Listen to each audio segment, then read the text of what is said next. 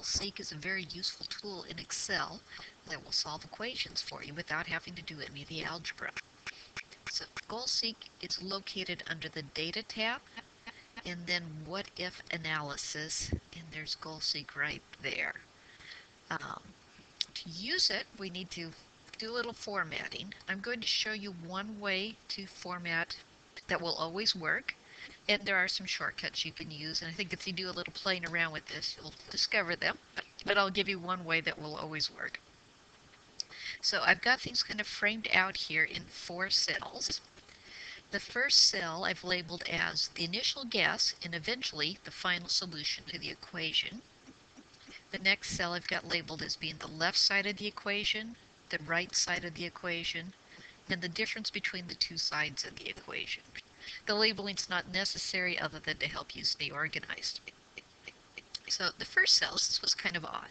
So throw in a guess, any number you feel like, 1, 0, -33, any number for your initial guess. Let's say 1. The left side of the equation, I've given the equation up here, 3x plus 5 equals 8 subtract 2x, an equation I certainly hope you can solve by hand fairly easily.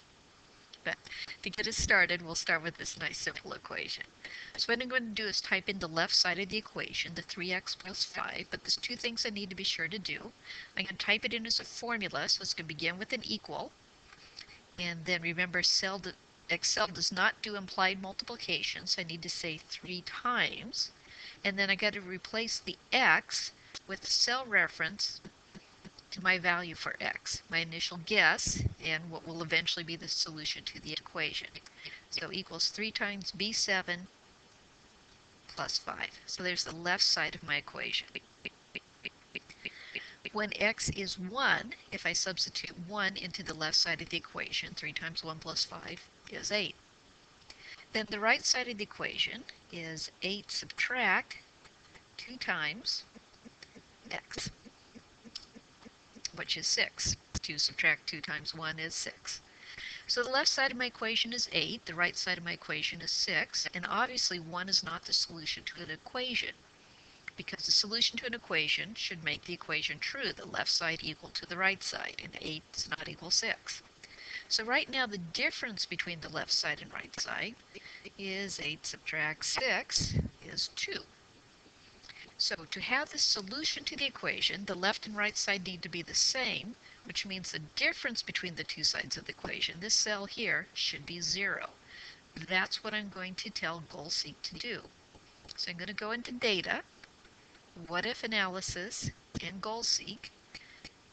Drag this over here. So I want this cell, E7, to be 0.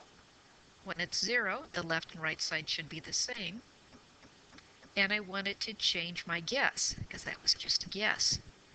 And so I said, run that, and there we go. My solution to the equation is 0.6, because when x is 0.6, the left side of the equation is 6.8, and the right side of the equation is 6.8. The equation is true. The left side is equal to the right side. And so, of course, the difference between the 2 sides is 0. So my solution is x equals 0.6.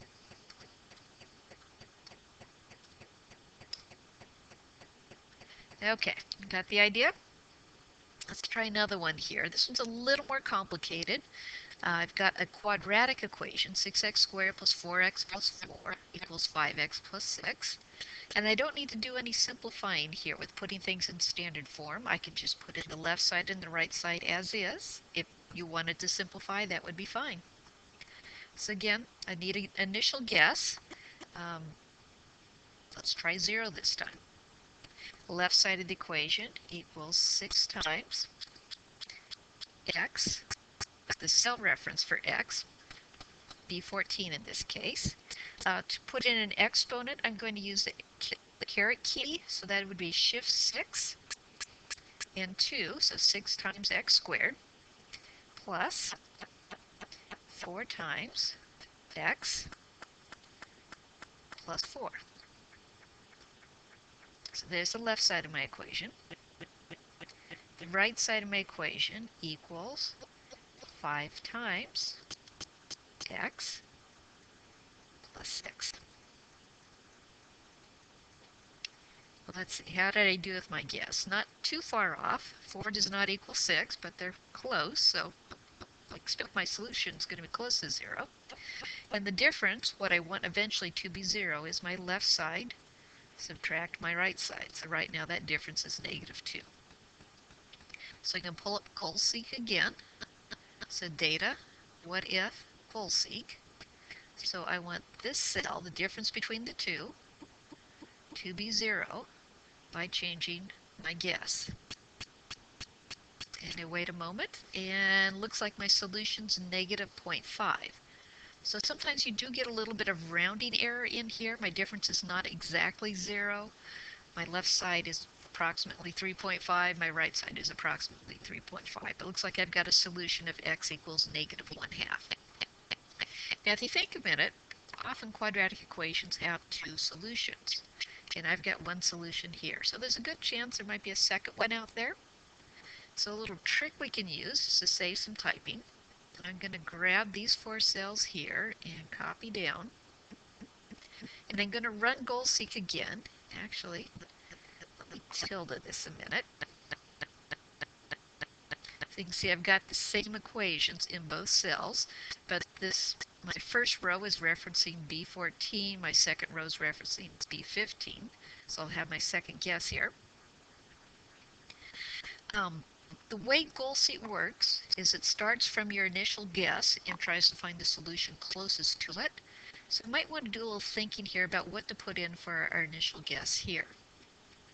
If I put in a solution that's close to -0.5, it's just going to come back and give me the same solution. So I want to guess something that's a little ways away from the -0.5. So say I guess -5 for my initial solution. And then I'm going to run GoalSeek.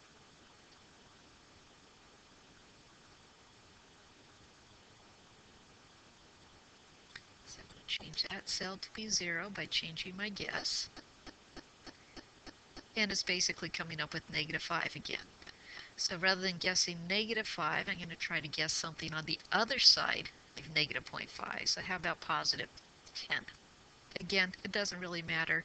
Just pick something far away from your initial solution and let GoalSeek run and see if they can find another solution. Like this to be 0 by changing my 10, running GoalSeek, and I've got a second solution. Looks like it's about 2/3 here. The left and right side of the equation are both 9.33. And notice here, my difference looks like it's pretty big at first, 7.19. But that E -06 means that the number is so small it's kicked into scientific notation. This is actually 0.00000719. 7.19 times 10 to the -6.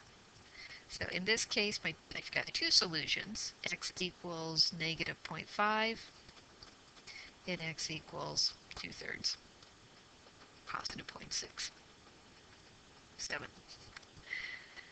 Okay, so I've got one more example for you. This one's a little more interesting because it would be quite difficult to solve. I've got an exponential equation equal to a linear equation. And I'll throw in a guess here. Left side of my equation equals 2 raised to the power of x, so b23 in this case, plus x divided by 3. Tap over. Doesn't like something there. Oh, okay, got a typo. Now I've got a bigger typo. Okay.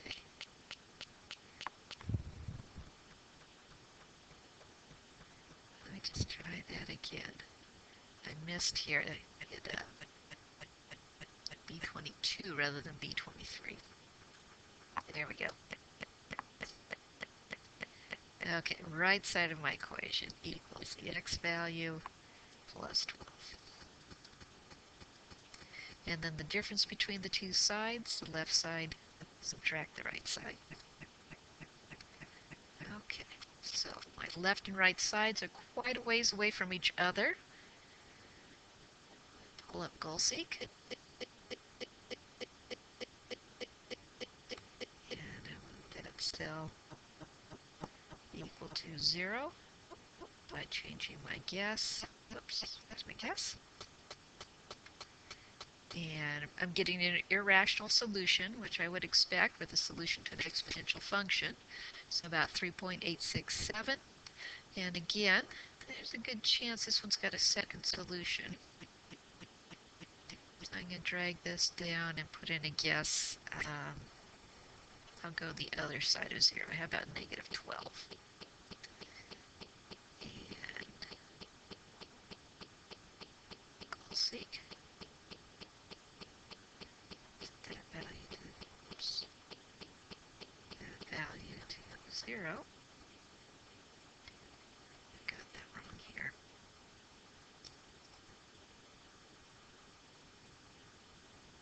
By changing the negative 12. Okay. And there's my second solution. Looks like it's negative 18. So again, I've got two solutions here. They're familiar with a graphing calculator.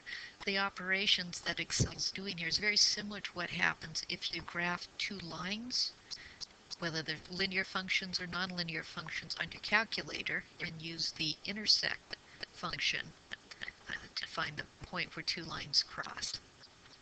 And that's what essentially what we're doing is finding what value of x here will make both of these y values equal to each other, essentially where two lines cross at the point of intersection.